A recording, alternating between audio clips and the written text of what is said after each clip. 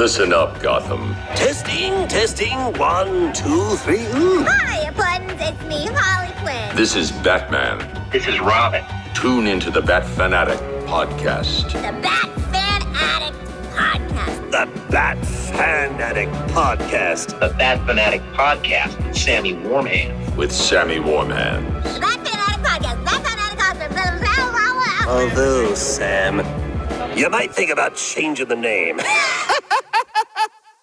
Hey everybody, it's the Dark Knight of Rap, Sammy Warmhands, and this is the Bat Fanatic Podcast. As always, I'll be joined by my co-hosts, Gramps and Dunk. We do have a special guest, however. We'll get to that in just a moment. First, I've got to shout out our friend and sponsor, the Nando Knight, at TNK Comics and Collectibles. You can follow on shortboxed.com/TNK Comics for a look at some of his inventory, or for his convention schedule and claim sales, go to Instagram at the Nando Knight, KNIGHT. Now, today we're hooking up with another friend of ours from the Bat Force, that is Grumps, and we're going to talk about the controversial new film from Todd Phillips, Joker 2, FOLIE A DEUX. Grumps, what is up, dude? Nothing much. Long time no see. This is almost like a little reunion show. Yeah, right? I'm slowly just fucking taking all of you guys from the Bat Force. All the guys that want a podcast come over here. Yeah. If you see me like run off like in 30 minutes, it's because I'm. You got diarrhea. You got a pizza delivery? No, I was gonna say that, Grumps. I got a pork loin in the oven. Okay, well, hit your mute and it'll be fine. Is that what they're calling it now? We fucking, on the episode me and Dave did, I don't know if you guys watched it, it was my Rose City Comic-Con trip. Mm-hmm. Everything was great. We were fucking like, our chemistry was so good. Everything was easy. And as soon as we were done, he's like, yo, hang on, I'll be right back.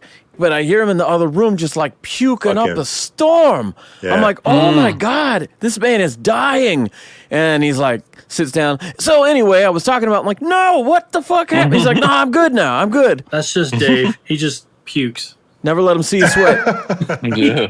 The Dark Knight of Puke. He was like, yo, what the fuck? And I was like, well, when I was with some friends last night, had some fucking food and some booze. The food was questionable. Welcome to Albany. Let's do the thing here. All right. First of all, we got a special guest in the house. Bat Force Grumps. Good to see you, man. Good to see you as well. I think you've been a guest before on like a bonus episode. We've done a couple things and some IG lives and stuff. But if listeners are not familiar, we now have 3 members of Bat Force Radio in the house today. So this is going to be a special one. Take over. We are reviewing Joker Madness for 2, because I'm not fucking French, I'm sorry. Well, it's like Folie A Deux or something, but it's 2024, brand new this week, directed by Todd Phillips, written by Scott Silver and Todd Phillips. I wrote this from memory, so hopefully I get it all good. Starring Joaquin Phoenix, Lady Gaga, Catherine Keener, and Brendan Gleeson. Music composed by the Oscar Award winner from the first film, Hildur Guðnadóttir. And I was proud of myself because I was able to spell her name from memory, and then I checked it. I was like, oh, I got it. Because I own and love that soundtrack so much. It's amazing. But before we start, full spoilers on this show. We always go all the way in. The difference is because I can't watch this at home, and these theater turnouts have been good, I cannot take notes and do a scene-by-scene breakdown, so we're just going to be going through as much as we can remember and, wherever it takes us. So it's going to be awesome. Joker was a movie that was entirely unnecessary. Nobody asked for it. A lot of us were like, what the fuck are you guys talking about? Mm-hmm. The Hangover guy is making a fucking Joker that's disconnected. It's Elseworlds. What are we talking about? And then it was great. It was very divisive, but it was very successful. And then this is another movie that no one asked for. No one wanted a sequel to that. Leave it alone. And then they said it's a musical. Nobody wanted that. Please stop. Leave it alone. But here it is. So the sequel no one asked for to the movie no one asked for. We reviewed Joker with the old crew. So Ben and Evan watched that with me. what was your guys' experience with the first movie? Did you see it right away? Did you enjoy it? Is it something you keep watching today? The first movie, I actually went to the premiere in New York. Oh, cool. It was like the day before New York Comic Con. It was dope. Here I wore the same shirt. Here we go. But Nice. It's true. And when it comes to these independent films, right? Because that's exactly what it is, a film festival. There's a lot of take in. It's not a typical blockbuster that millions of dollars are thrown at. It's a film festival that you're watching, and there's like artsy stuff to it that I had to get used to. But after watching the first Joker, I was just like, damn, I'm in my feelings. Like, what is going on right now? Yeah. For a movie to make me think the way that the first Joker made me think, I was like, wow, there's a lot more to these characters than what I'm used to. And I enjoyed the first one. It taught me that society can easily create someone evil.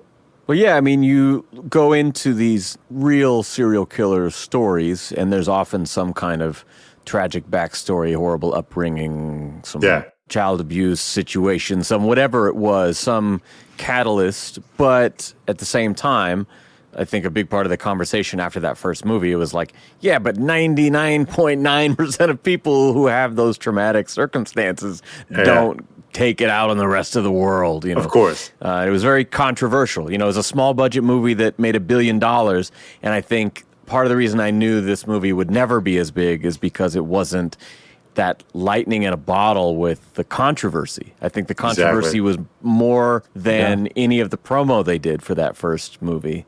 100%. That's exactly what it was. I enjoyed the first one, and it just put me in a place where I had to all right, I have to be nice to people because you never know what monster you create. You got Steve Buscemi crossing your name off the murder list. I'm just trying to survive in the day, man. Gramps, what did you remember about that first film? How was that to you? I let it sit for a week or two before going into the theater because, one, I didn't want to be around a lot of people. Two, I didn't want to be around a lot of people watching that movie. And not going to sit here with you freaks. Well, am I right or am I misremembering? There had been like an altercation at a showing for this movie somewhere. There was a lot of hype that it was going to inspire violence. And I was just but it didn't. You know what? Yeah. I'm going to let this chill for a week or two. And then my wife and I went to it. And I remember we both came out of the theater just going, yeah, Jesus. And I don't think we talked the rest of the day, just like, because it was just that heavy. Dude, I had that experience, but so just today, like an hour ago, I got home from my anniversary trip with my wife.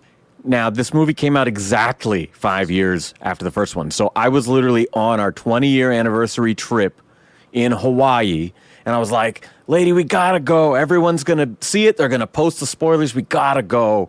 And so we're in Hawaii. We're having her dream trip. We're having the best day ever. And I'm like, please, can we go to this thing? And we go, and it is the darkest, most twisted, like realistic violence with the face stabbing and all this shit. And we were it ruined our fucking day, Like, I've talked about it on the show before, but, like, we had that same experience walking out of there just feeling gross. Like, I just need some ice cream to just wash this away, man, because ice cream is the universal solver of all problems. I seriously think if we just took a bunch of ice cream over to the Middle East, we wouldn't have this shit going on. If we just started every meeting, political debate, whatever, with a bowl of ice cream, everyone would be nice to each other. There's a great song that's got a similar intent. It's called 72 Hookers. And it says... 72 virgins can never stop a war, but 100,000 hookers can beat the Marine Corps. In stopping hatred, fighting will cease. When everyone is getting blowjobs, that's when we'll finally have world peace. So the name of the song is what? I think it's called 72 Hookers. I'm pretty sure. But it really makes you think, like what Dunk said. It's like basically how to create a monster, Yeah. because every monster has their origin story. They don't start out being evil. Now, there are some, and I can't remember the name. I've watched a lot of these documentaries about them, but there's one or two of them, like Son of Sam. I mean, they were just evil. But most of them, you know, they're victims of something that they suppress, and then they look for help from someone. And when people just constantly push them down, it gets to them and they crack. And that's really, you know, what it showed with Arthur Fleck is like this poor guy, I mean, had just been neglected and abused and just. And we see this failing of the system. And of the system. And, you know, what is the system? Well, the system is made by the rich bureaucracy and the politics that going on in that time and all this stuff. And it was just like, wow, okay. Really, the main character in that story to me was Gotham City, not Arthur Fleck. Sure. But that was my early thoughts of the original Joker movie. It was like, good gosh, I'm never watching this again. Yeah. I definitely had that feeling of like, man, I am not going to watch this for a long time. Well, and another reason, it was just like, what is the point of this movie if it's not going to be connected to a Batman in any way? I mean, I fundamentally disagree with the argument of like, I remember people complaining about The Flash or Aquaman 2 or some of these late era Snyderverse, you know, continuated films where it was like, well, we know the universe is dead, so why would I see the movie? I'm like, wait, you only want to see the movie if there's going to be another one at what? Like, that didn't make any sense to me. But what I thought was odd is that we, for the first time, were running concurrent universes because it was not really a normal thing yet, you know. Now you've got all the Spider-Mans and the Venom movies separate, and you got other things, you know, but that was really just starting at that time. It was Venom and it was Joker. Yeah, that's true. Yeah. Grumps, what was your reaction to the first film? You know, in the beginning, but prior to that, you know, I was much like you had said earlier, like I didn't think it needed to be made. Yeah. And I know, you know, what's his name doesn't like The Killing Joke, his own work, Alan Moore. But I'm very much, I don't need the backstory. Yeah. Like, I don't like prequels, and I much prefer the story to be told, you know, pretty much the way we live it, right? Like, going forward. Right. Which is funny because what's your favorite Batman movie? Tell the people. Oh, Batman Begins. Which is a movie loaded with flashbacks. Story. I mean, yeah, you know, I mean, but that's like... That's an origin story. That's not a prequel. I know. I'm just saying. Like, I just felt like, you know, Joker and Wolverine, like, there's so much in the mystery. Like, you don't need to... You know, Wolverine, they've been digging back. I mean, they're almost at the point when he was a sperm, you know? Were you a fan of that Wolverine book? I was just reading about it because I'm starting to read Wolverine again, but that Wolverine origin book from like the early 2000s where they kind of established that shit. Did any of you guys read that? No. I'm not about that life. I like Wolverine. My time is limited. You can only read Daredevil. I can only read Daredevil. I can only read Batman and a couple of indies. Yeah. It's a budget thing, too. Always a budget thing. Yeah. I just took a year off of having any subscriptions at all when I got laid off. And just recently I started up again with Wolverine Revenge, got that Greg Capullo art and Lilith from Corinne Howell. And what was the new Batman? The Last Halloween. I'm back in the game now. I'll be hitting up my shop every week again. But, you know, I had to take a break because it was adding up. Oh, yeah. So, yeah, Grumps, sorry, you were saying? I thought it was good. I didn't expect to like it because I didn't feel the need for it. But, you know, I enjoyed it. For me, it's tough to do these movies or these TV shows or whatever without Batman. Yeah. I mean, it's just... And the age gap between them. That was weird, too. That's weird, you know. It's like, imagine the Sammy Warman story without Sammy Warman. You know, like, it's just everybody else in your life without you. It doesn't... Some people might prefer that. I don't know. We don't need those people. I also feel like towards the end, the age gap thing got settled. Oh, yeah. Absolutely. Yeah. But I liked it. It's sad. It's social commentary, right? It's You brought up something earlier, like 99% of the people like that get treated that way don't turn into anarchists or whatever. Right. But this is the story of the 1% that did. Yeah. You know. And there's so much to be said about that first film. I don't want to go too far into it because I think we had like a 3 or 4 hour fucking episode on that one. So you guys can revisit if you want to hear that. But a couple notes here that I wanted to carry on from that first film into this one.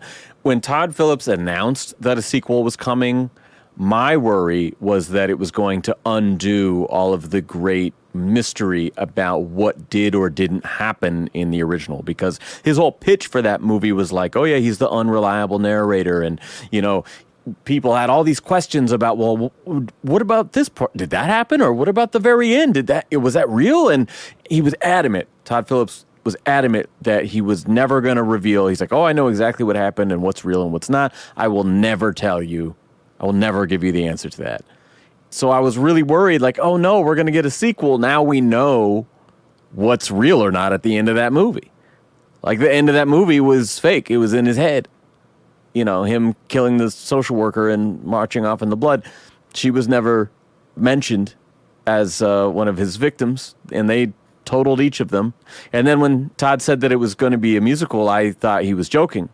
He wasn't. Yeah. I wouldn't say it was a musical. Oh, I would. Count the fucking number of songs. My God. Yeah. Second half especially. Like, who here is a fan of musicals? No.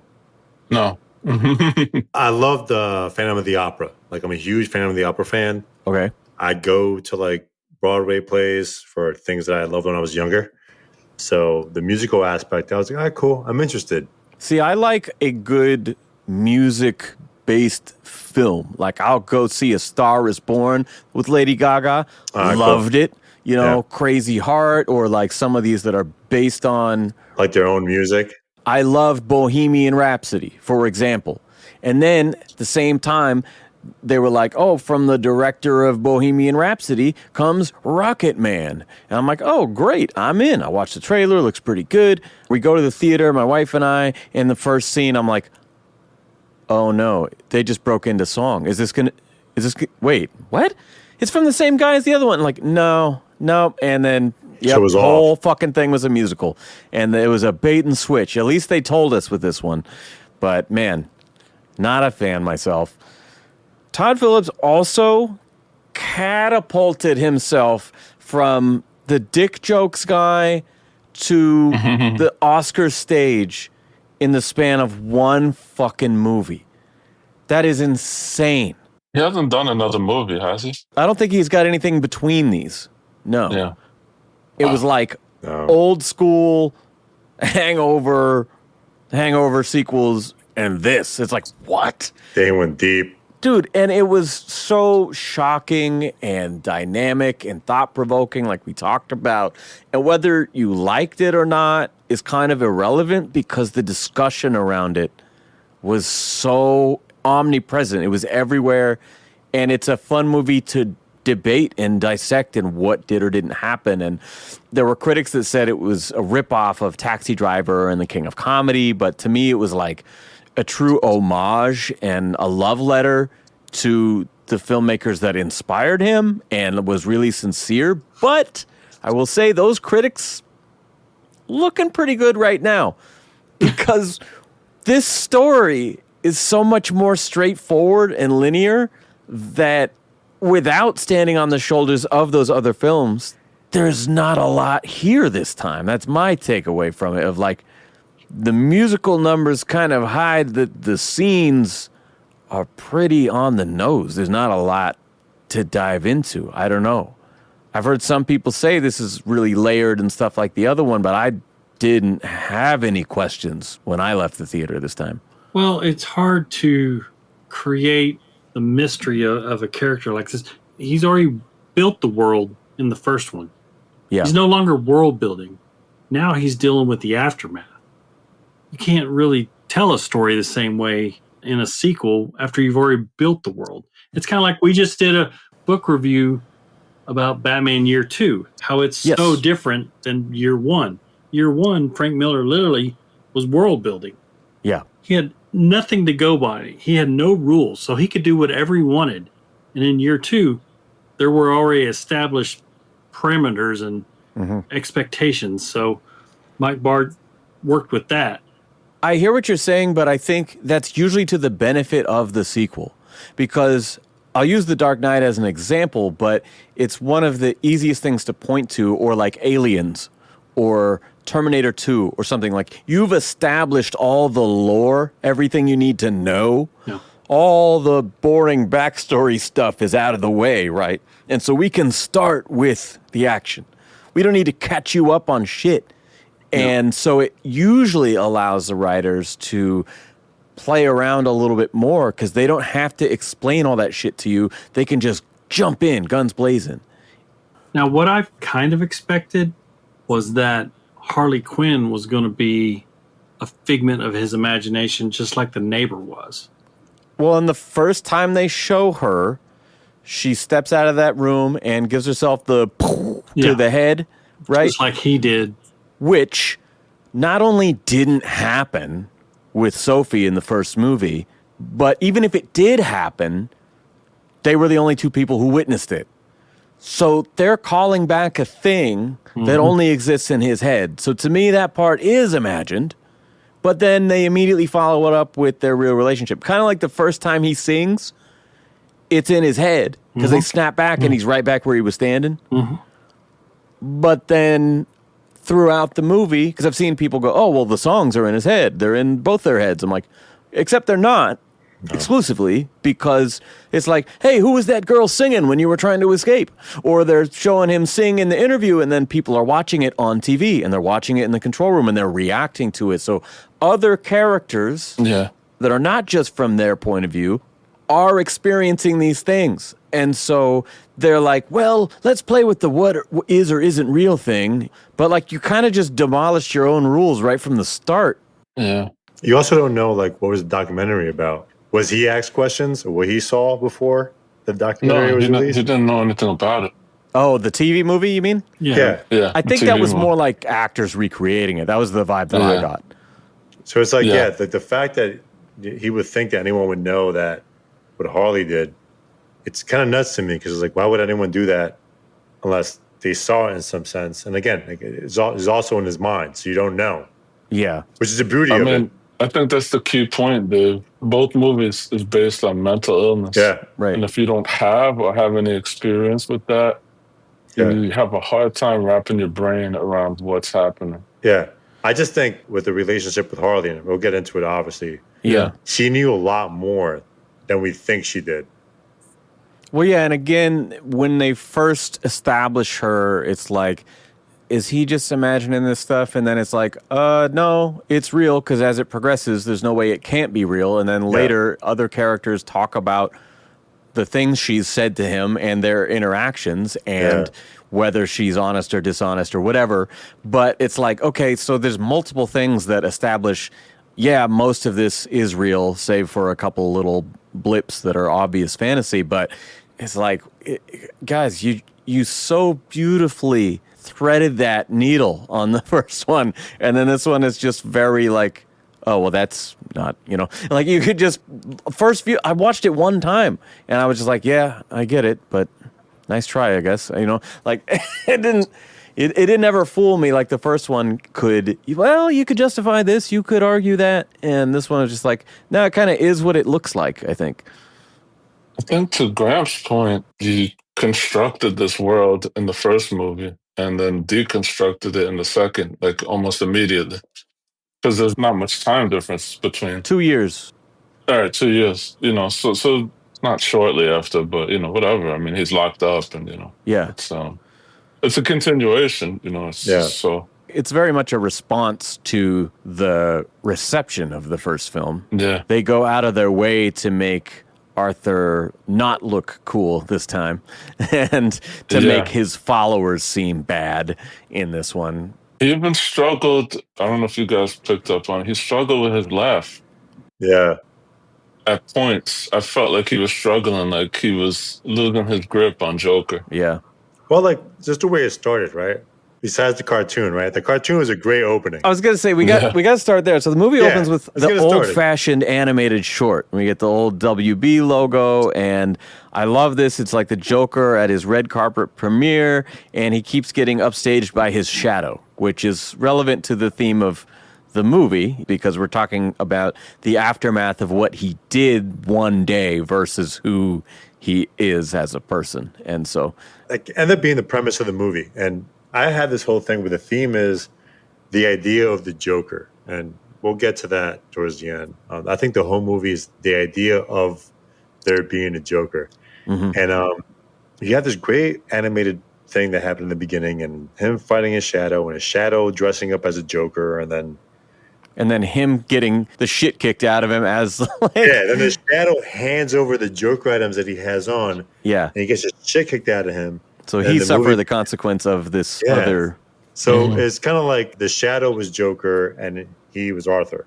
Mm-hmm. And when it switched, he ate shit for it. And that was kind of being the premise of the movie.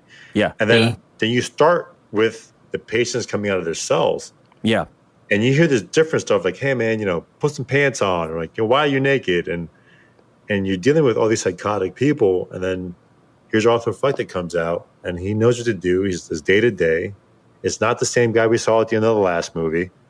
Yeah, he looks dead inside. He's dead inside. He has no motivation. He has no hope. He's just going through the motions until he has his court date. He has no jokes. No jokes. Yeah, all the guards ask him, you got a joke for us today? You got a joke?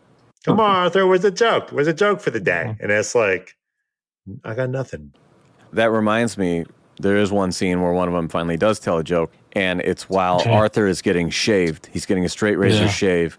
And I think, if I'm remembering right, that is the most uncomfortable I felt during this whole movie versus the first one, which was like brutally violent. This was like the only part. I'm not watching. You know why? Because I fucking watched Eastern Promises when I was like 22 and I never watched a straight razor scene again. But yeah, man, I felt like the shaving had me more nervous than anything that actually happened in the plot. Sammy. And no reaction. That was his own stunt. He got cut during that scene. Oh, really? That's crazy. Yeah, like he got cut during that scene. Huh. And he continued with the scene. That's like DiCaprio in Django. He like smashed his plate or something at dinner and like fucking sliced his hand and then he carried on with the scene. Wow. So yeah, it does open in Arkham where it remains for most of the runtime and the entire story is either behind bars or in court. And I actually thought the setting was very refreshing because usually we don't spend any or much time with our Batman villains after the end of the movie. They die or they get locked up and we don't see them again unless maybe a tiny cameo or something. And so I thought, oh, well, that's actually interesting. And I do like a good courtroom drama, that type of movie. So I thought, whoa, okay, I'm interested. First act piqued my interest. I was just taken back when it showed him, walking with his bedpan. Yeah. And you could just see how frail he was and his bones sticking out of his skin. I wondered if that was a reference to him, like the car crash at the end of the first movie, because that is not how a skeleton should look on that shoulder, man. No, but I mean, I just remember, I think it was on 60 Minutes, I saw an interview that they did with Joaquin Phoenix and how healthy he looks, when he's normal. And I think they talked about in the interview about how did he lose this weight for the role. And I think he even said at that time, this was before there was even an announcement of the sequel. And he was like, I will never do that again. They couldn't pay me enough to do that again. Yeah. Yeah. I was sitting there just watching going, oh my God, the pain that he put himself through for this role. I wondered if they did any Captain America shit for this, like any First Avenger shit, because the first one was so gnarly. And we do see him with his shirt off right away, but I was like, man, did he really do that to himself again? It's very possible because at the same time, when he puts on the Joker makeup, he acts very strong and graceful, and even his face looks a lot fuller. Of course, that's I don't know his camera work and makeup, but I mean, it's just like he literally transforms to a different person when he's in makeup. And, you know, I know that's the intent of the movie and the way that they show him. And a lot of that could be digital rendering, but man, some of that is not. Some of that is... Definitely not. You can see it in his face for sure. Yeah. Yeah. Crazy. So Arthur is practically mute for the first few scenes and gradually comes out of his shell after meeting Lee, which is short for Harley, in a choir class. Like he's been on good behavior, and this fucking whistling guard who's always walking around whistling "The Saints Go Marching In." And he's like, "Hey, I signed you up for a singing class." And he's like, "All right, are you serious?" You know, and so yeah, I it didn't was get like that. Wait, was that guard in the previous Batman movie? He looks familiar. I couldn't point out where. So Brendan Gleeson, one of the main guards, was in Gangs of New York and some other shit like that. So, I mean, obviously Arthur's got some notoriety to him. They know he's kind of a celebrity. right He's probably the most famous person that's ever been in Arkham at that time, yeah. ever. And kind of being around him, they kind of get some of that shine too, you know. But I didn't understand that role because it was just like, here's a guy that's killed 5-6 people, and he's not in a maximum penitentiary lockdown. He's just kind of able to roam around, and then they say, okay, you know what, we're going to let you go to this music class. I was like, what is the motivation for this guard to take him to this choir class? They do explain, like, hey, I know we don't normally have anyone from... E-wing to the B. Yeah, exactly. So like he is in the max area and they're allowing him an exception to come over here and do this. But I think because that guard's always whistling and singing, and then when Lee and Arthur are first talking in the hallway, the guard doesn't give a shit and he's in there singing on the piano. And so like I think it's just his excuse to pass the time. He just wants to get out of the... Yeah, I don't think it has anything to do with Arthur. Yeah, although like later on, you find out he kind of wants to deal with Arthur a little bit. Like his popularity swings the way he treats him. That's true. So what about Lee? Like the name Lee from Harley. Oh, yeah. Well, she was lying from the beginning. So I mean, this is a movie where Joker is Arthur Fleck. So I'm trying not to put too much stock into the names. You know, it didn't bother me. It's fine. It just seemed unnecessary, but whatever. I mean, so does Oz Cobb. 100%. I think that's more 100%. annoying to me than yeah, much more annoying. Yeah. I want to talk about, there's an early scene where a reporter comes in and does a TV interview with Arthur. Yeah. It appears like maybe the first one because he barely speaks up until this point of the film. And I like this guy. I think it's Steve Coogan. He's usually a comic actor, but he's very good in this scene. Then, of course, we also see the inmates watching it when it's broadcast that night. Do you guys have any takeaways from this interview? Man, that dude was scared. Yeah, because he starts out his timid self, and then the guy's pushing him, and then you start to see it snap out of him. And then he's like, yo, you know who I am already. Yeah. Let's talk about who I'm becoming now. Can we talk about me now? Yeah. Can we talk about what I've done since then? Yeah. Like I'm a better person now. And I think this is where we kind of find out the musical aspect. I think when he breaks out in song here, it's like he officially is announcing that he's like the first time ever in his entire life that he has someone on his side. He thinks he has someone on his side. Yes. Someone he cares about. Someone that loves him back, and he has a feeling that he's never really had before. So you see the side of him, and this reporter or interviewer is scared shitless, dude. So will I, because I'm over here like, damn, son, I know what it feels to be singing like that sometimes. I'm not going to do that in front of people.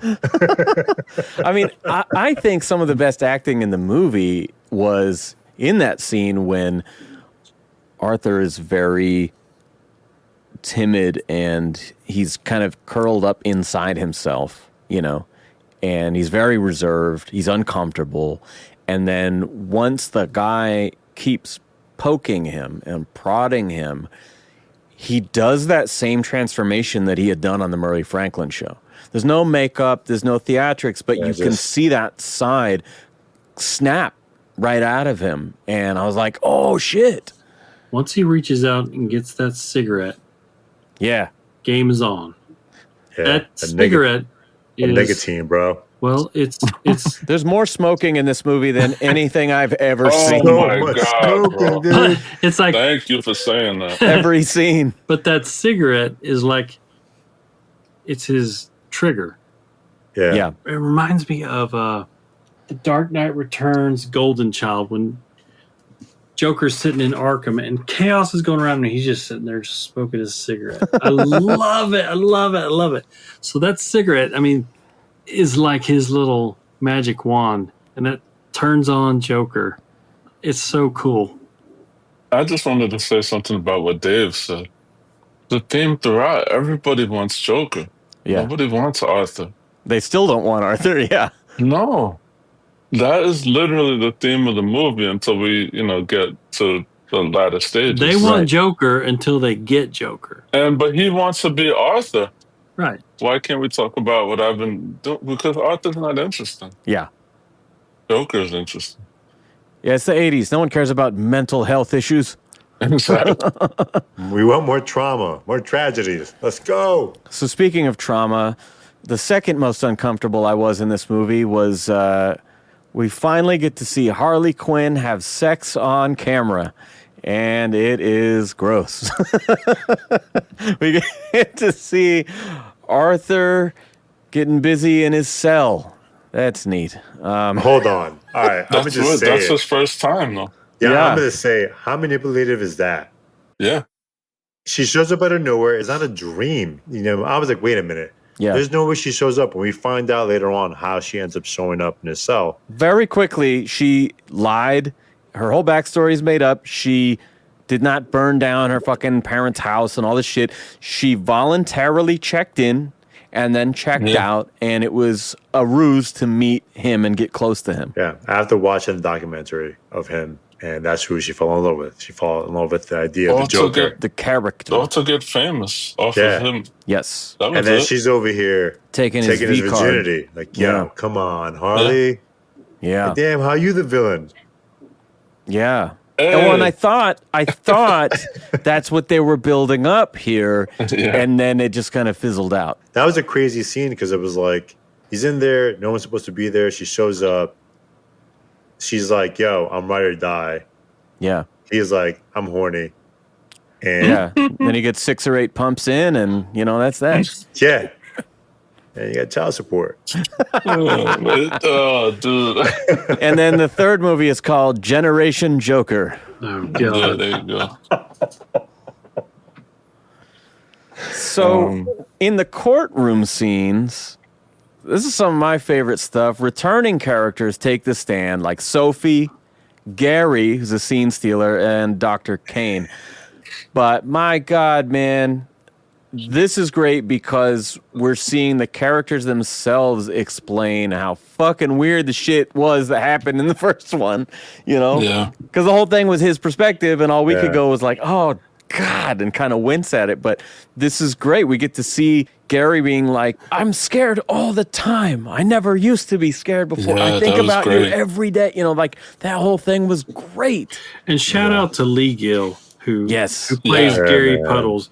I mean, we had the chance. Harry Puddles. We had the chance to talk to him and interviewing him before, and Yeah. I listened to that. Yeah. like you said, I mean, he stole the scene. He went in, dude. It broke my heart to watch that. Yeah. I was just Yeah. like, oh Yeah. my gosh. I think that was you know like that- one of the turning points of Arthur Fleck thinking he's the Joker. Was Right. Yeah. That? Yeah. That was a turning point, dude. He's And I like, think- you were the only one who was always nice to me. Why are you treating me when he like said this? that, and you saw the Yeah. Joker's face just like, Mm-hmm. You even heard me say, I liked you. And that was the first Yeah. time that he kind of admitted some sympathy and some compassion towards somebody else.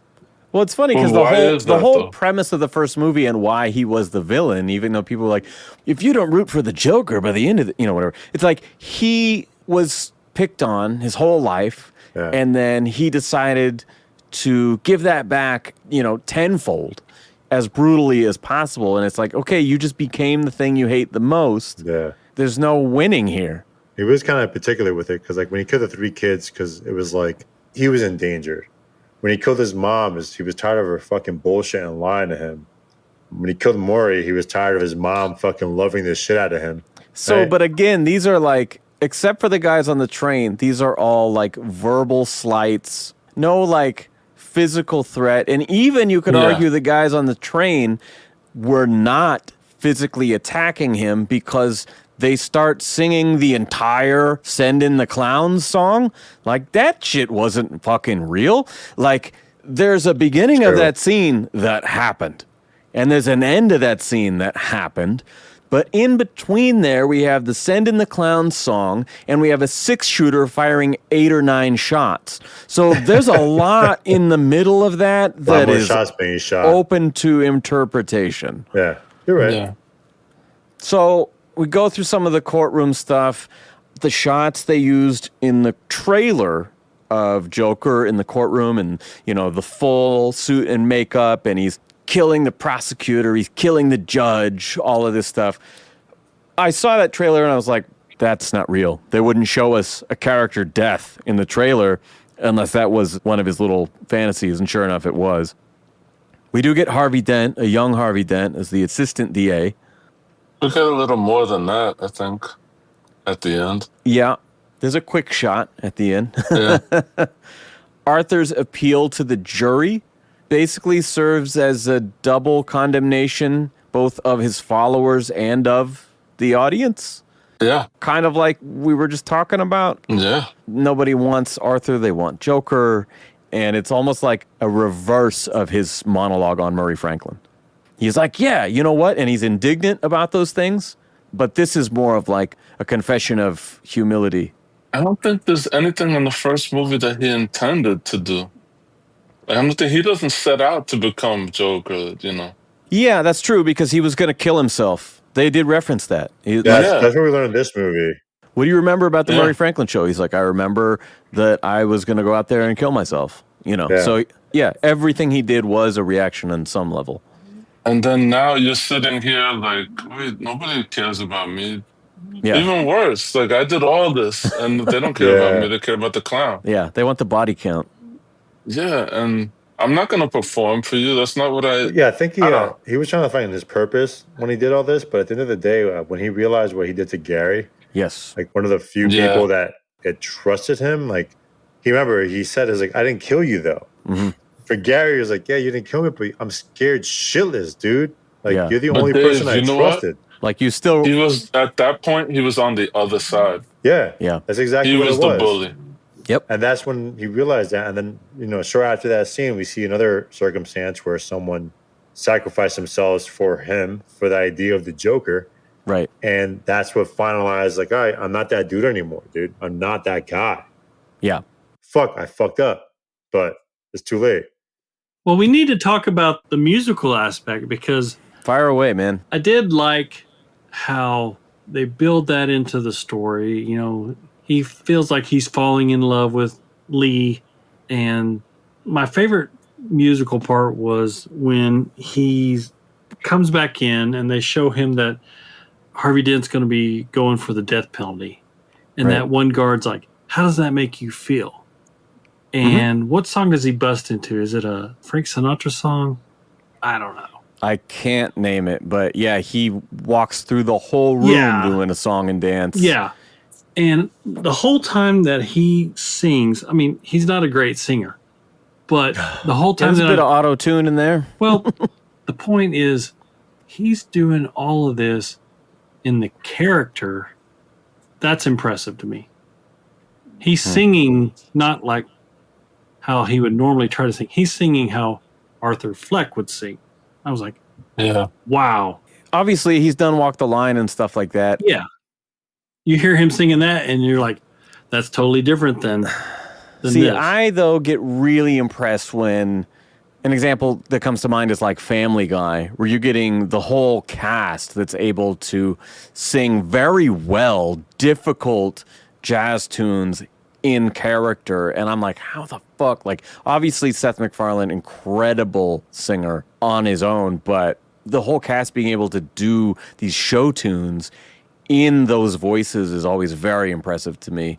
This, not as much, but I do appreciate that it's doing it differently, you know. You know, some of the inflection and things that he does, the accent and stuff like that. I'm like, wow, okay. He spent some time working on this. I was just, the whole time I was watching it going, okay, he really crafted this character for this role, knowing that he's got to sing through about a third of the movie.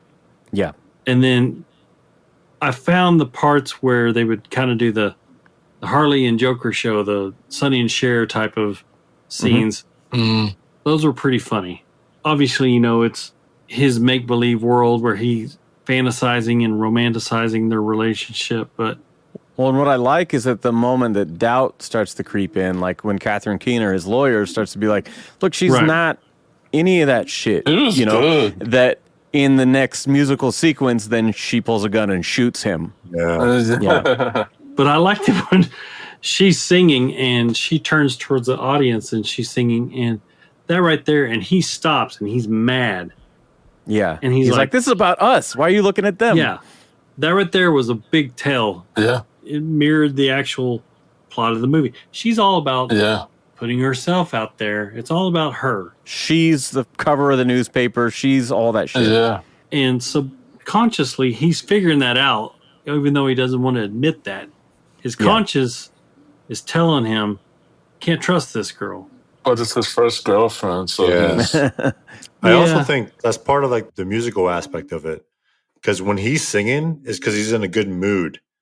And then like when things get weird, he doesn't sing as much anymore. And we get that towards the end. Especially when he says, stop singing. Yeah. It's like a realization of like, wait a minute. I don't live in this fantasy world anymore. This is real life and someone's fucking me over. When that happened, I immediately thought, oh man, they're going to use this clip in the Honest trailers 100%. They're like, stop singing, stop it. Like, that's what we've all been thinking. There was even someone in my theater who's like, finally.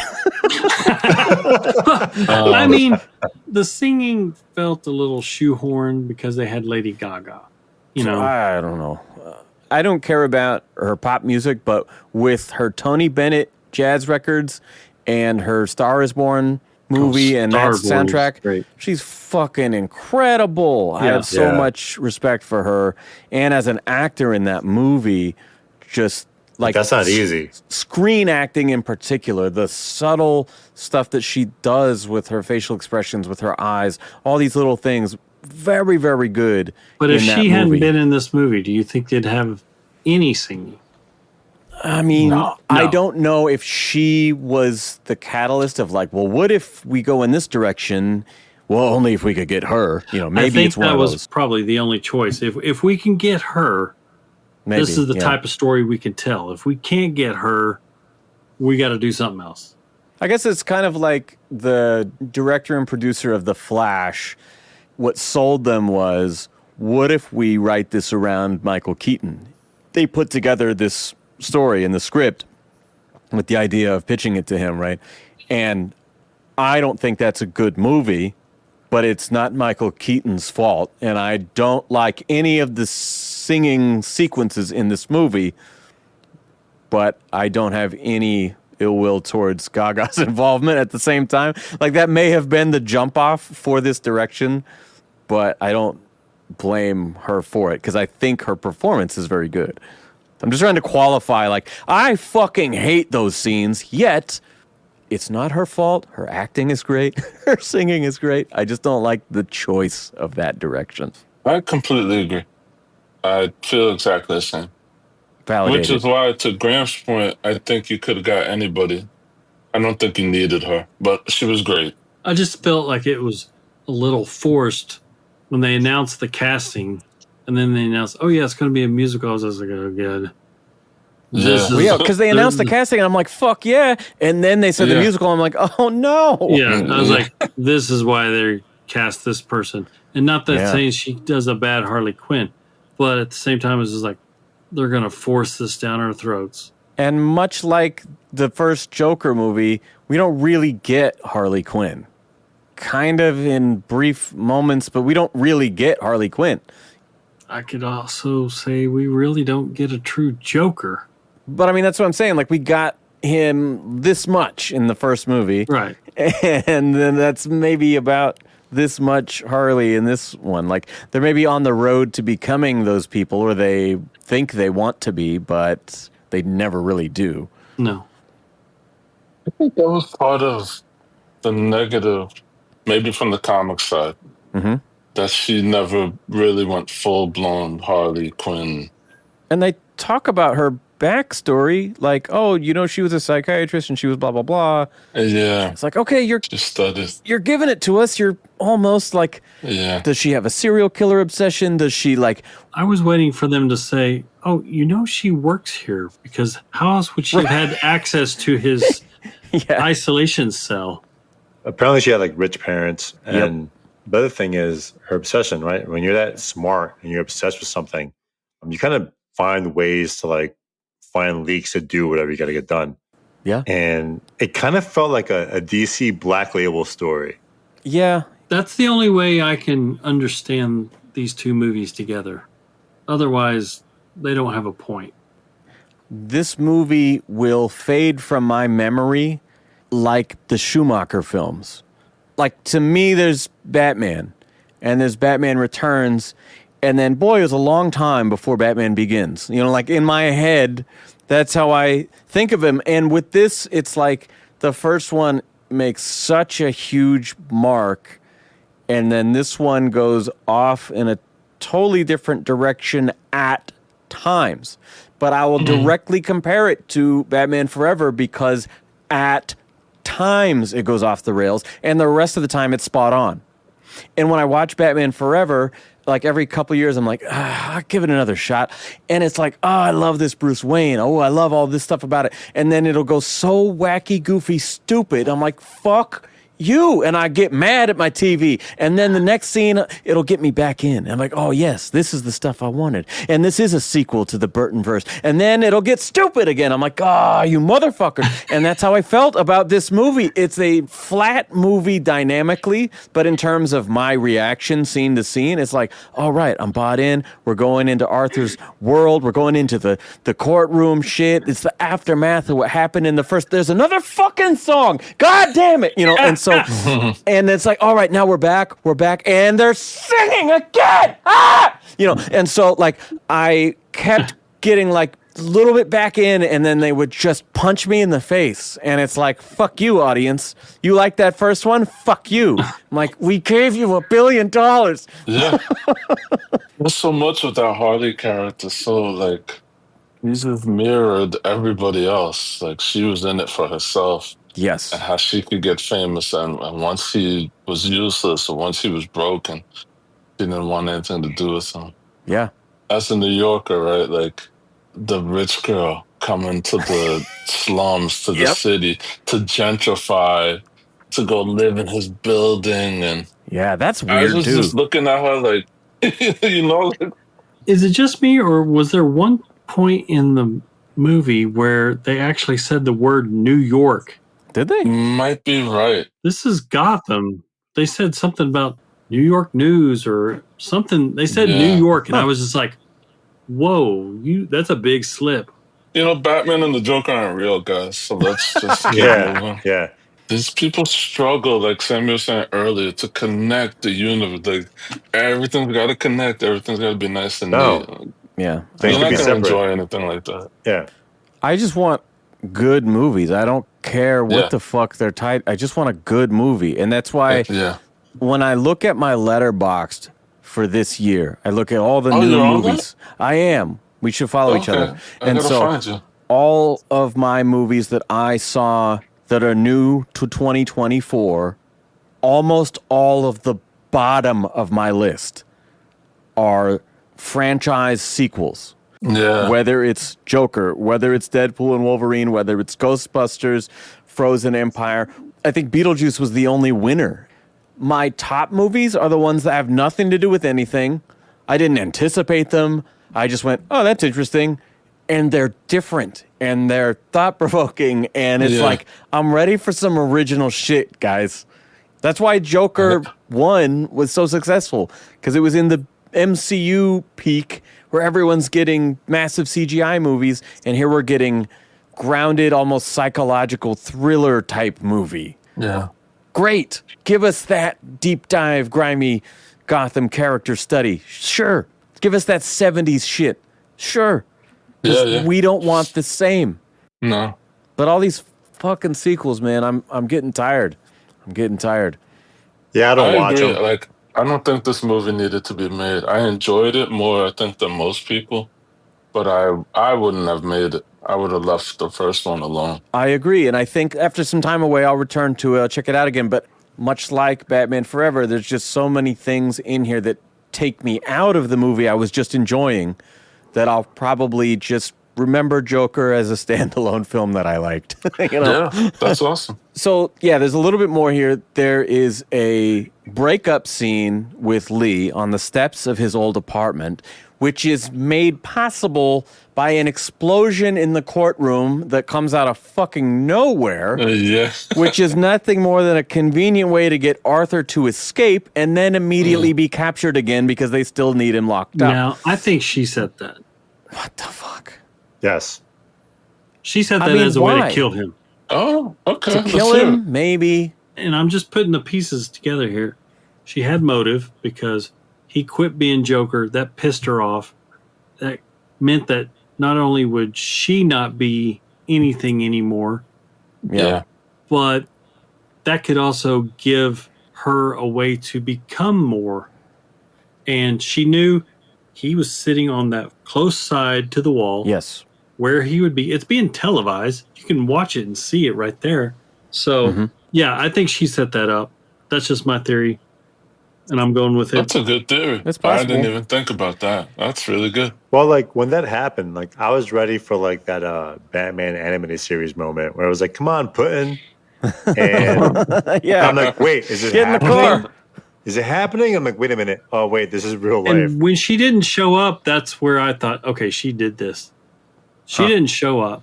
She wasn't there to rescue him. This was not a rescue attempt. I do think it's also dumb that the one time for like less than 5 minutes that he's out of police custody and he's running down the street and the clowns behind him get hit by a car or whatever, that's a trailer shot.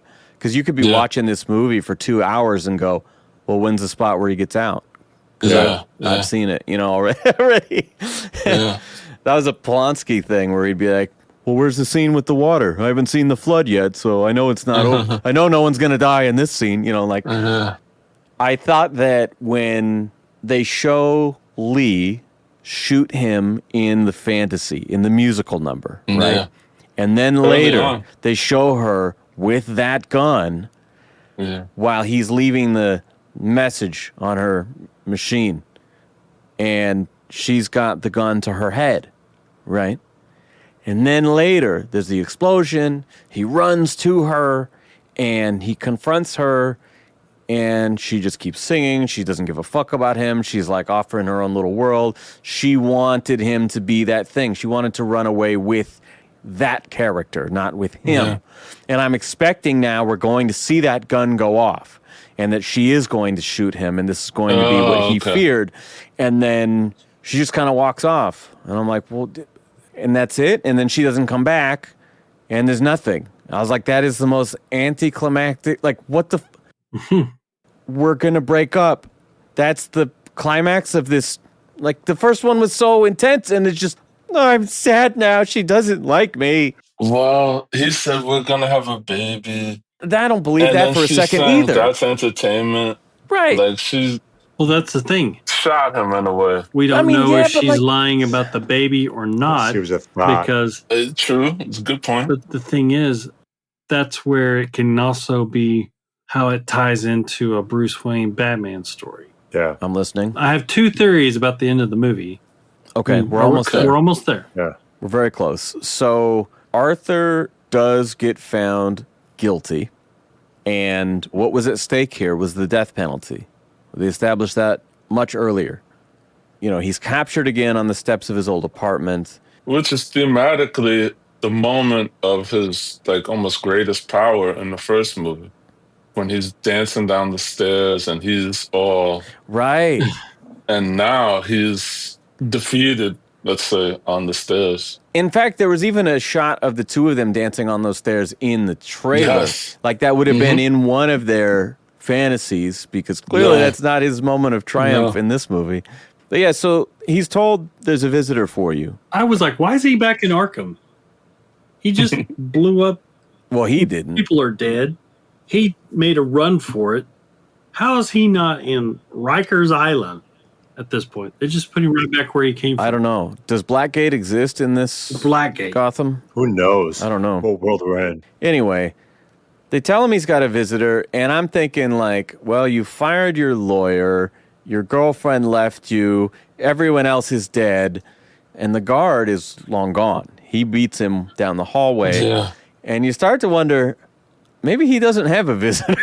Maybe this is a setup, right? Yeah. And that guy who's behind him has been around this whole movie. He's younger. Throughout the movie. He follows him around. He's like his biggest fan, right? And he laughs at the jokes. And he's, earlier when he gets a visitor, this guy tries to follow him, and the guard's just like, "Stop! What the fuck? You don't get to go out of the yard." Same guy though? No, that was a different guy. Nah. Richie. Oh, I thought it was the young guy. No, That was the guy who died. Richie was the one Richie guy was that the got. guy he kissed. Oh, he did. You're right. I'm sorry.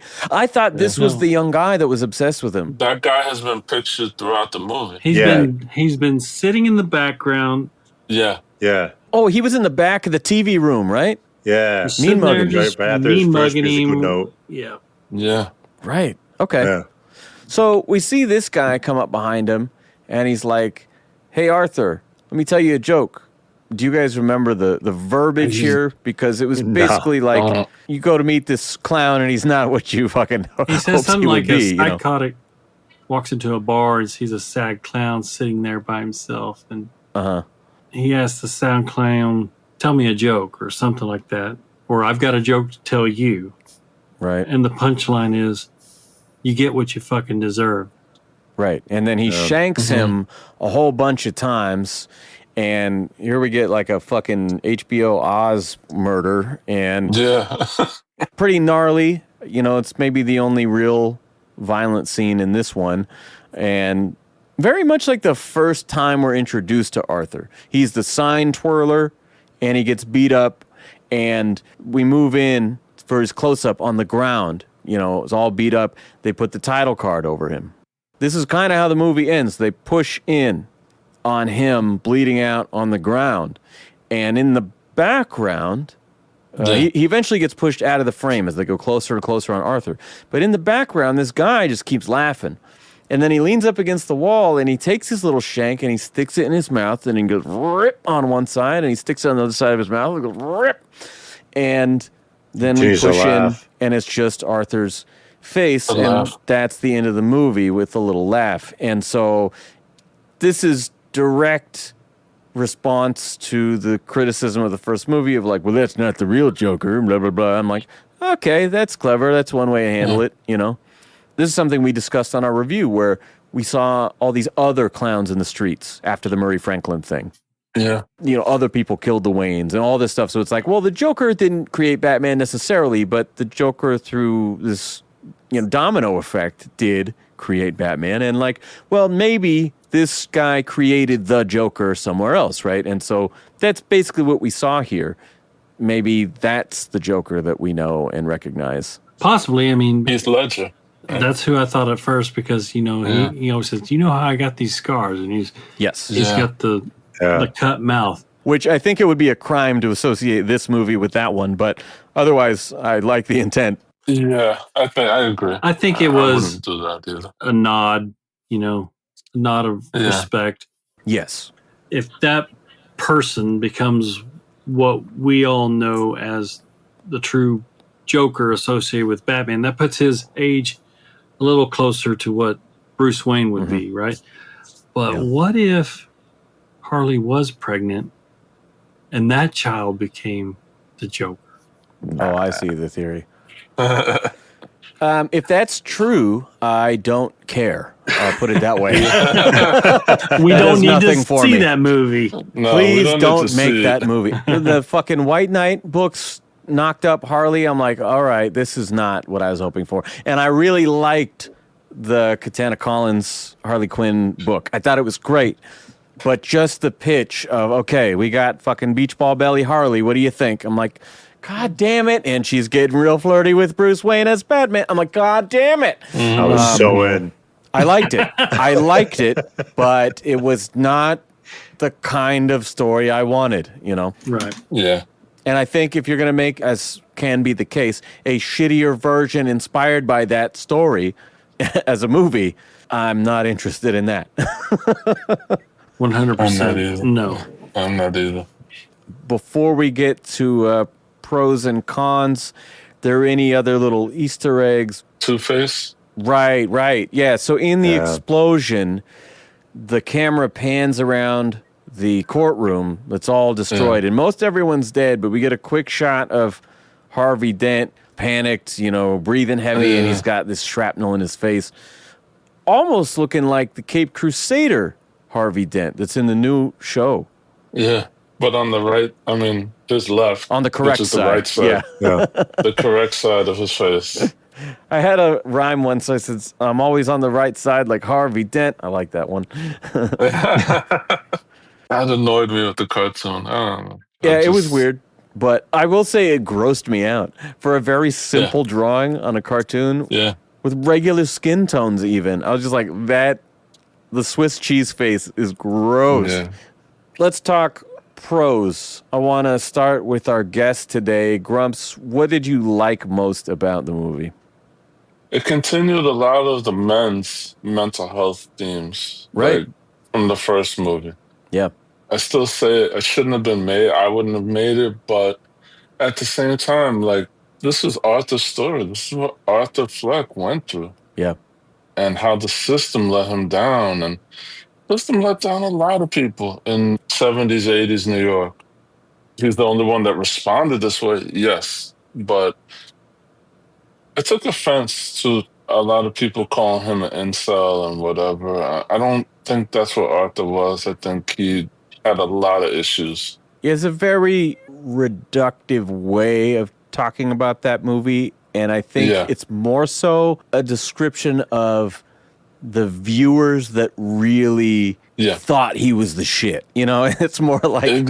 That's completely agree. Yes. Which is on display in this movie, in the sequel. Yes. The first one is, again, the construction of the Joker, and then they tear it down. And nobody wants to see that.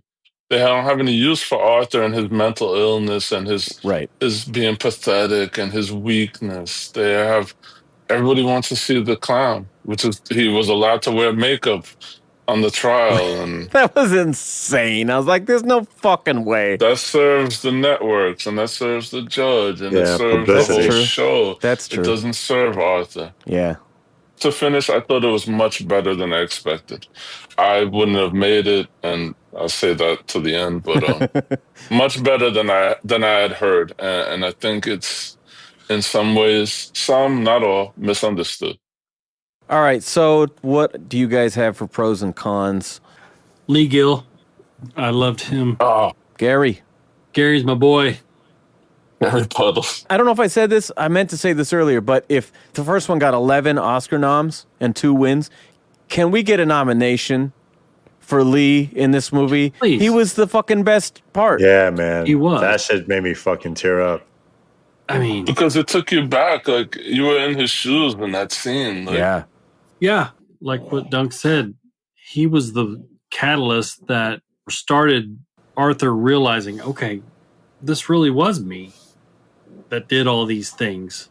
Yeah. There are consequences that must come from what I've done. I've become the bully in those situations. Yeah. His scene literally made my eyes water a little bit. Yeah. Oh, can I say something real quick? Yeah. I was waiting for the telephone book. I knew that was coming. Right. That was funny. So that was my favorite part of the movie. I mean, I was very impressed with Joaquin Phoenix's delivery. Like I said, even before, when he was singing in character. I mean, that's not easy to do. Sammy, you're a performing artist. Try to do what you do in the character of an Arthur Fleck. For sure. That would be very difficult. I mean, I won't. But you won't. Yet. Yeah. You may do that in your next one, but just imagine trying to do that. Get in that mindset and change your natural vocal performance into this other person. Not only do you have to talk like this person, but now you're being asked to sing songs like this person. That's really, really difficult. Yeah.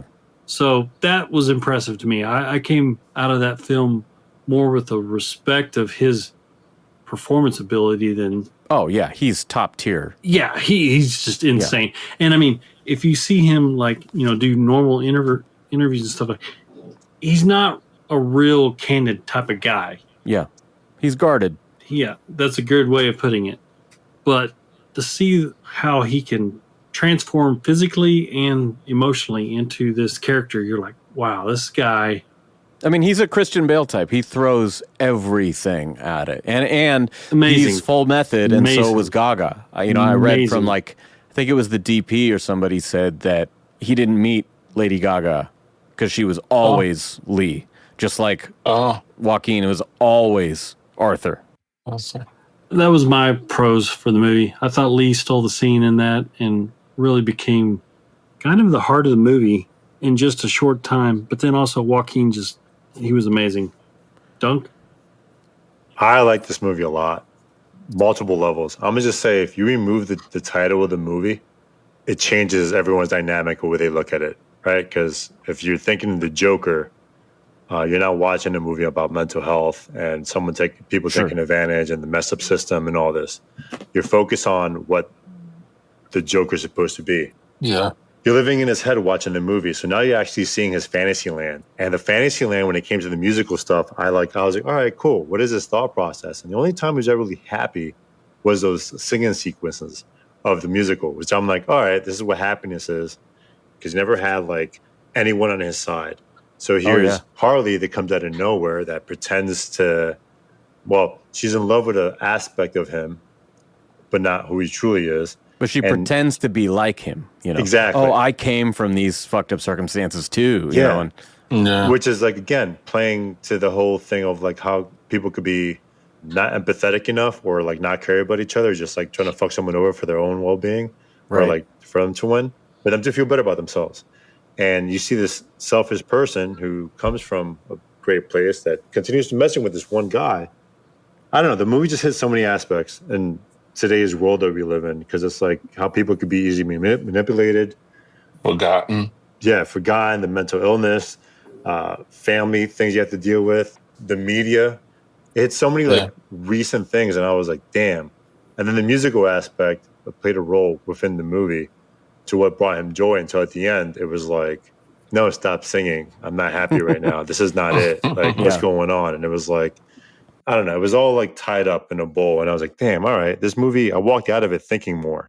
I don't get that with a lot of movies. A lot of movies play the same thing over and over again. So there's a little different for me. Well, for me, I'm going to say very well acted. Again, great sets and wardrobe. Everything about the way the movie looks and the way this world is built is fantastic. The DP, Lawrence Sher from the first movie, who was Oscar nominated, I love the way that the first movie was so expansive, but that whole city felt oppressive, right? And then this one is more claustrophobic, and everything is in little cells or small, whatever it is. And even the big spectacle of the press and everything, it's always shot kind of from a distance, and everything feels very isolated and small. And I like that, the way that they presented that. I also think that the score from Hildur Guðnadóttir, again, fantastic. Many of my favorite moments of both movies are drastically influenced by the music that's playing along with it. She's so good. And I love playing the score for the first film while I'm reading Batman comics. I do it all the time. I love that score. So it was really cool to hear some of those familiar parts again, as well as new parts for Lee and some of the other newer things going on. But yeah, big fan of the music in terms of the orchestration, the score. I got a question for you guys. Oh, yeah. Was there a rape scene in this movie? There was. It's strongly implied that when he called out... implied, but you kind of could go either way, right? Yeah, he called out the guards on TV, and they when I came back, dragged him into the showers, stripped him down. And the only thing that made me question it for a second is that when they dragged him back, he still had his underwear on, and there wasn't any like blood or anything. And for a movie that goes as fucking dark and gnarly as the first one was, I thought there might be some more clear evidence of that if it were true. I'm with you, yeah. I felt the same way. It's still pretty implied. Either they beat the fuck out of him or, you know. Yeah. Maybe I'm naive. I didn't get that. All I saw was a beat down. And plus, I mean, who would want to put their dick in him? I would. No, I'm just kidding. I'm just saying. Giggity. Yeah, but it's a power dynamic thing. It's a violent thing, you know. It's not always a sexual thing as much as we think in those terms. And so they're trying to humiliate him, to take him down a peg for calling them out. That's not an unusual thing to tackle when you're talking prison corruption. I was with Gramps until he basically quits after that. After that scene is when he goes to the court and it's like, you know, whatever. Yeah, it was like a double whammy because if that's what happened and then the dude died because the dude was trying to support him. Yeah, that's true. And they murdered him right after that. It's like if both those things happen, yeah, man, I'm done. Mm-hmm. Yeah. His buddy Ricky. Yeah. I could go either way with the story in that respect. Let's talk about that, actually, because that scene where his, I don't know if you call him a friend or whatever, but closest thing he has to a friend in his cell block, right? Yeah, fan, being choked out. And again, this is Lawrence Sher. We get Arthur curled up in his bed, and he's got like the smeared, kind of ruined makeup on. And we're getting just a spotlight through the little like crack in his door. I don't know if it's the window up top or if it's like where they slide the tray to feed you, you know, but we're getting just a ray of light to his eyes as he's curled up there, wide-eyed, listening to this strangulation right outside his door. And, you know, I've talked a lot about Tim Burton's lighting in Batman 89. And how you're getting these amazing shots that are like just Batman's eye and everything else is shadow, or all these very deliberate use of light. Yeah. And that was a very emotional, incredible performance from Joaquin Phoenix and just shot beautifully. Oh, my God. And he's powerless because he's Arthur now. Yeah. Arthur's powerless to, you know, save his friend. Yeah, that was like another turning point. I feel like the two turning points was Gary and that moment. Well, and this was another level of him being, again, traumatized. Yeah. Because the first one's all about the different trauma that he's experienced. And this one's more of kind of a reckoning of his decisions. But that was, to me, more evocative of the first film of like, oh, now he's experiencing this kind of gnarly abuse of the system firsthand yet again.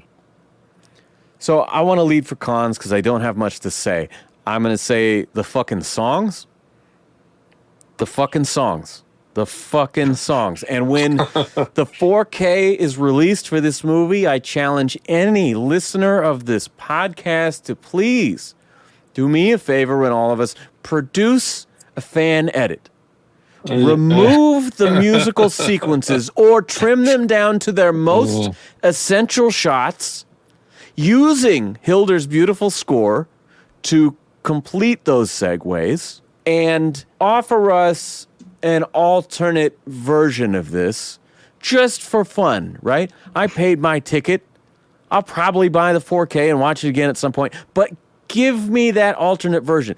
As a fan, I own both the Disney 4K Star Wars releases and the fan restored original film reels from the 70s and 80s of the unaltered, fucked with extra CGI bullshit. So I'm just saying, if you could take a little of the George Lucas out of this movie, I'd give it a higher number than I'm about to. So those are my cons. What do you guys have? I think the theme we've said over and over and over again is this movie wasn't necessary. It ruins a little of the magic of that first movie ending. And I'll be honest, if it weren't for this podcast, I wouldn't have seen this movie. That's just a fact. I know that. That is a 100% fact. I'm surprised you watched it. Well, because I wanted to come on here and talk with you guys. You're welcome. You owe me $17.50. It was a little bit better than what I expected. There were some parts that I really enjoyed. I really enjoyed seeing Lee again because I wanted more of him in the first Joker. Yes. I just love that dude, man. He's just so cool. And he's a punk rocker because I saw him on stage at like Pennywise or something recently. I was like, oh, fuck yeah. Dude, he was in... He's one of my people. Yeah, dude. I mean, he was in also Witcher. I mean, it was a little better than what I expected. I was expecting this to just be a shit show. Yeah. I will tell you, it is exactly what I expected. The moment they announced and described in general, we're making a sequel to that movie, and it's a musical, I'm like, fuck. Well, and, sure enough, like 2/3 of the way through the movie, the audience around me is no longer like fully engaged, and they're starting to kind of chat with each other during the songs and shit. And I'm like, yeah, this is where I thought. Where it's like, okay, we're back in this world, but you keep pulling me out of it. Well, I know your opinion. I feel like... I'll remind you. I feel like the songs played a key role in explaining Arthur's point of view. Now, I don't think that they should have done the entire song when they sang the songs. They could have give us a verse. A verse and a chorus. Yeah. No, they went through the entire song when they did these songs. And I was just here's a bridge, here's a double chorus, then the key change. My God. But yeah, the movie overall was longer than I wanted. Yeah. I kept looking at my phone going, oh my gosh, we're going past 2. Would I see it again? No. But I will say it was not as bad as what some people have been harshly reviewing it. I pretty much can't take seriously any person who says something like, oh, this movie is trash. Yeah. That's just not a valid opinion. No. The worst thing ever. Yeah, that's not a real person's criticism. It's not trash because if you go in there and you see a performance that Joaquin Phoenix gives, you can never call a movie trash that he does ever. Anytime someone dismisses a movie on that level, or like, oh, I'm going to give this movie a fucking half a star, it's the biggest piece of shit, blah, blah, blah, whatever it is, right? I'm always like, okay, do you not appreciate the cinematography, the set design, like I said, the wardrobe, the score, the supporting cast? Like, there's so many things, even if you don't like the lead actor or you don't like where the story goes. Like, that's insane to me. Or the special effects department or whatever it is. Like, there's always something.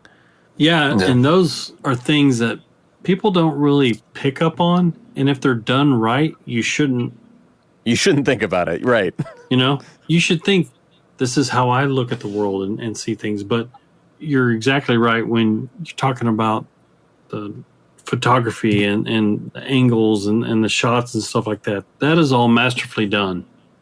And it's hard to explain to someone who's never had to do that themselves. That is hard to do, and it's hard to do it right.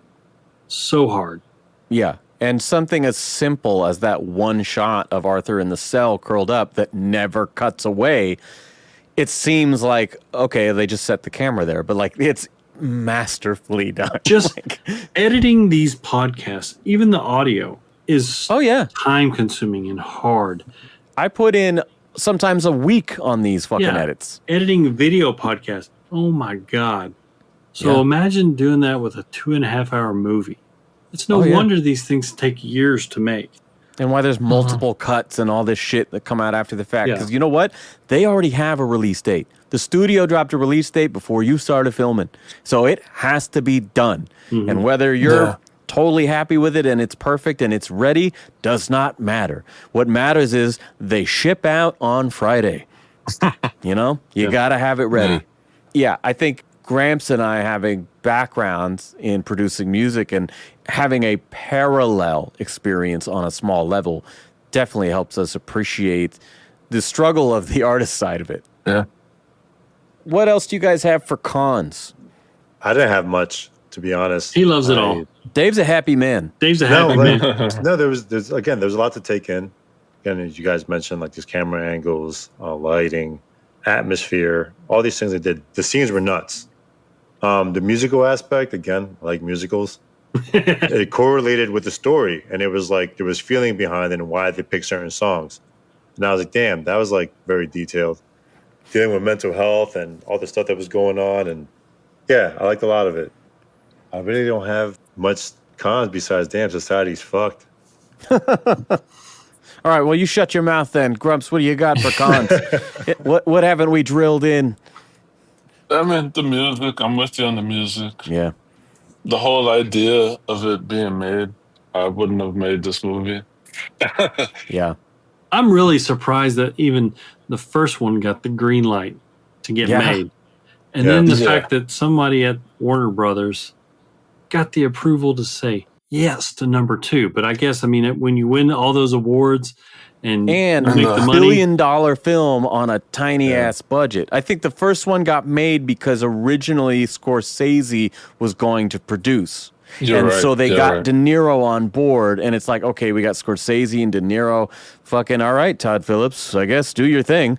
But then Scorsese backed out, De Niro stayed on, controversy sells, and blam. Hey, we need a follow-up. And both Todd Phillips and Joaquin were like, no way, we're not doing that. Fuck you. And then they're like, well, here's millions of dollars. And I went, all right. Yeah. Why not?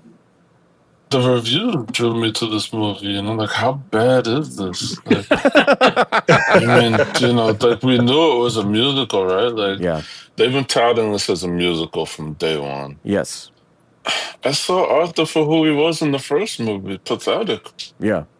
And in this movie is more of that. I don't know what you wanted from this. These are not good people. Yeah. He's mentally ill, and she is manipulative. Only so much I can say about her without coming off as a grump.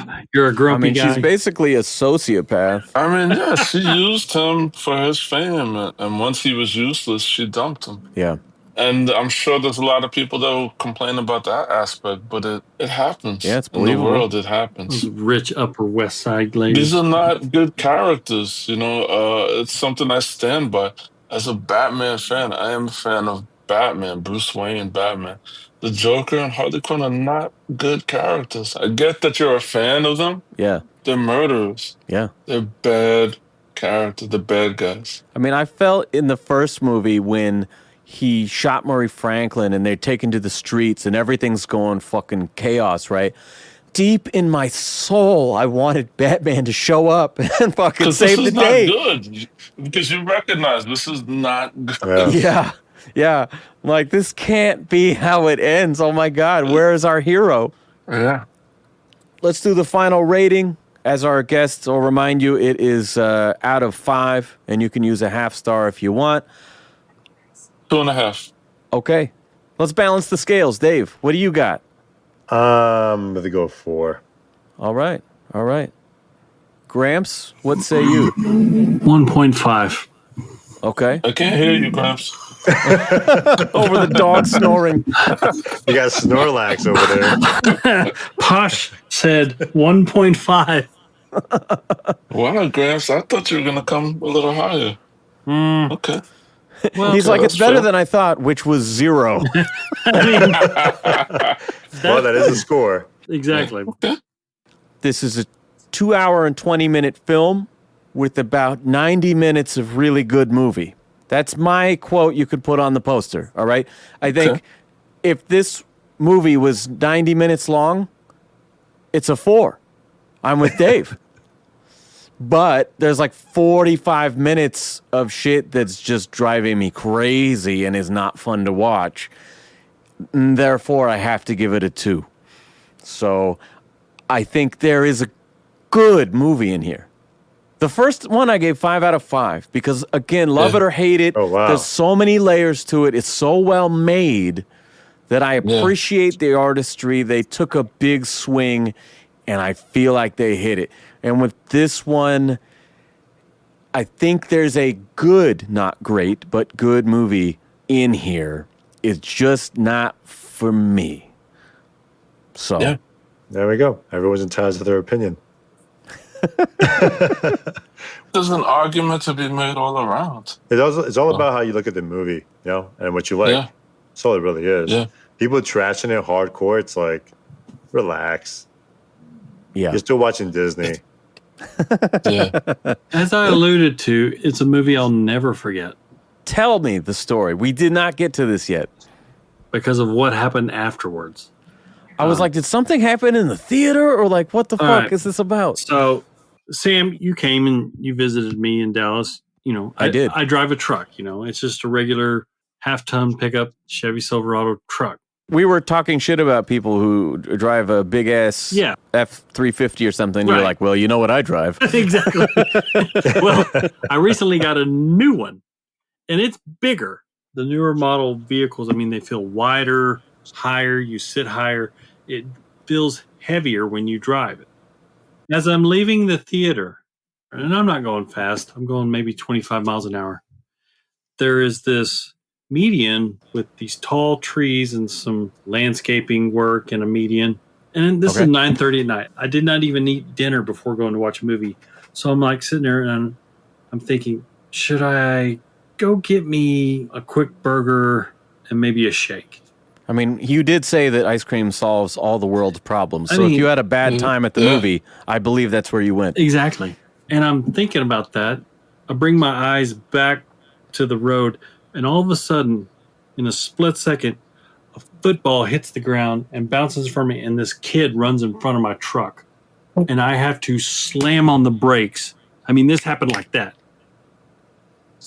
I almost smoked this kid. He was just like a teenager. Wow. He was literally in front of my truck so close, I could probably count his pimples. Wow. Jesus. And he just kept running, chasing this football across the street. This happened so fast, I don't even know how I responded that quick. And to stop this truck, I'm just like, right. Good Lord. Turn, and I look to my left, and there's this girl and this other kid.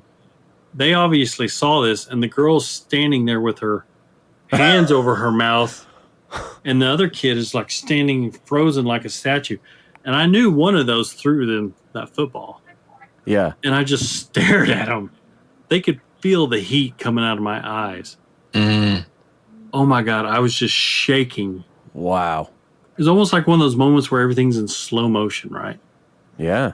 I had to go park and just sit there for probably about 10 minutes because of that habit. So that's why I'll never forget this movie. Sorry. Yeah, well. Well, shit, man. I'm glad that your new truck has amazing brakes. I know. And That's huge. You have that Superman response time. Even as old as I am, I still got the quick foot, man. All right, that is our show. Thank you guys for listening, and thank you to Grumps for joining us last minute. If you want to hear more content from any of these guys, you can go to YouTube and subscribe to The Bat Force. There you'll get the Everything Batman podcast hosted by Dunk, talking about conventions and the fan community, or you can learn about figures with the Grumps and Gramps podcast, all under the same channel. I was going to say something else, but I don't remember because I've been working on this fucking edit for 13 hours, and I think I'm getting a cold. So give us the 5-star rating. I appreciate it. We put in a lot of time on this, and we will return with more comic book reviews. It's Batman One Bad Day, Two-Face. Stay tuned.